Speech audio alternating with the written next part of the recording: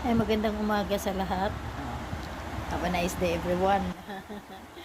Alam nyo, ito ang trabaho ko ngayon sa matanda. Pero matanda, nagpa-injection siya ng fo- panglima siguro bube. Kasi alam mo na, matanda, sensitive. Ayun, nagpa-injection siya. So, sabi ng anak niya, hintayin ko lang daw siya sa labas. Kasi kasama niya ang anak niya. Tapos ako naman dito, wala naman akong sa awa ng Diyos, ang bait nila. Sa awa talaga ng Diyos, ang bait nila sa akin. Wala naman akong trabaho, basta lang may kasama lang daw ang nanay niya. Makarelax yung isang Pilipinang nandito. Kasi ang Pilipina talaga ang nandito. Ako parang part-time lang. Tapos, binayaan din ako ng mabait na amo, kagaya sa Lebanon. Mabait ang amo ko. Dito naman, mga babait din sila sa awa ng Diyos. Alam mo naman, gabayan lang tayo ng Panginoon. Ganun lang din. Ah, Ako lagi gusto kong lagi magtrabaho. Kahapon din, nakahanap na din ako ng iba kong pagtatrabahoan sa awa ng Diyos. O ganito, bukas iba na naman ang amo ko sa awa ng Diyos. Sana mabait din sila. Kasi alam ko naman ang tao, kapag mabait kang tao, mabait din sila sa iyo. Tingnan mo ang ulan. Umulan dito. Kagabi pa umulan. Nag-live ako sa Facebook ko. Umulan kagabi, nag-part-time ako dun sa amo ko, may 3 bata.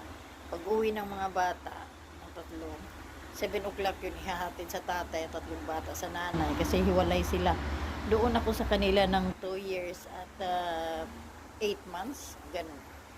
Nung naghiwalay sila, nung makita ko ang mga bata na ako nang tinatanong bakit ganito, ganito, ganun. Parang ang lungkot-lungkot ko. Malungkot ang mga bata ba? Ayoko kasi makita ang mga bata na malulungkot. Kasi may anak akong 5. Tapos namatay yung asawa ko dahil sa sakit niya. Nung naghiwalay sila na-feel ko ang sakit ng dibdib ko. Kaya nagsabi na akong pwede ba akong alis. Pero hinihiram-hiram pa rin ako sa awa ng Diyos. Ganito ang ulan dito. Pero ang ganda ng park nila. Malapit lang ito sa Philippine Embassy dito sa Grace. Ito siya, doon ang Philippine Embassy. Tingnan nyo, ito siya. Oh. Ito ang Philippine Embassy doon na may cross, yung parang hindi ka papasok, na may red na ano natin ha, ipalakihin natin. Yung may red yun doon. Doon siya, banda.